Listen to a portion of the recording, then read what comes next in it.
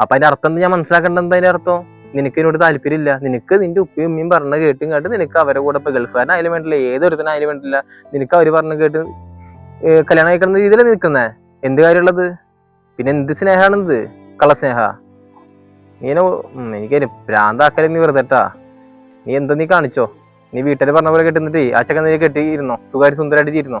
ഒരു തേങ്ങയില്ല അല്ല. പിന്നെ ഞാൻ എത്രയും ഷമീർ ഖാന്റെ അടുത്ത് വീട്ടിൽ വന്ന് സംസാരിക്കാന്, എന്നാലും ഉമ്മാനോട് കാര്യങ്ങളൊക്കെ പറഞ്ഞിട്ടുണ്ടായിരുന്നു. എന്ത്? നീ വീട്ടിലപ്പോ എല്ലാ കാര്യം പറഞ്ഞ? നീ എന്ത് കാര്യം നീ വീട്ടില് പറഞ്ഞേ? അതല്ല, എന്നിട്ട് അവരെന്താ പറഞ്ഞേ? എന്തേലും പറഞ്ഞവര്? ഞാൻ വേറെ കാര്യങ്ങളൊന്നും ഷമീർ ഖാനോട് പറയുന്നില്ല. ഉമ്മാനെയും ഉപ്പാനെയും കൂട്ടിയിട്ട് വന്നിട്ട് എന്നെ പെണ്ണ് ചോദിക്കണം. എന്റെ ഉമ്മാനും ഉപ്പാനും കൊണ്ടുവരാൻ നീ പറയാൻ നിൽക്കണ്ട കേട്ടല്ലോ. അതെനിക്ക് നന്നായിട്ട് അറിയാം.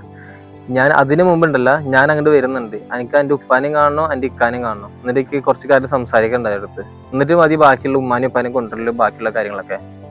ഞാൻ ഓരോന്ന് കാണാനുണ്ട്. എനിക്ക് ഞാൻ വരുന്നുണ്ട്, ഇപ്പൊ തന്നെ വരുന്നുണ്ട് കേട്ടാ. ശരി, അങ്ങനെയാണെങ്കിൽ കുഴപ്പമില്ല. ഇക്ക എന്റെ വീട്ടിലേക്ക് വായോ. ശരി എന്നാ കേട്ടാ, ഞാൻ ഫോൺ വെക്കാം. ഞാൻ വന്നിട്ട് കാണാം. ഓക്കെ. എല്ലാം കൊണ്ടും അപ്പൊ അവിടെ പോയിട്ട് എന്താ പറയാനാവോ?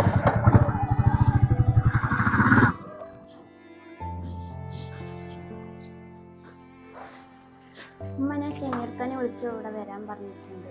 എന്തിനാ നീ അവനെയൊക്കെ ഇങ്ങോട്ട് വരാൻ പറയുന്നത്? അവനെന്തിനാ നമ്മുടെ വീട്ടിൽ വരുന്നത്? പെട്ടെന്ന് പറഞ്ഞാലും മനസ്സിലാവൂല. നീ എന്തിനാ അവനോട് വിളിച്ചിട്ട് വരാൻ പറഞ്ഞത്?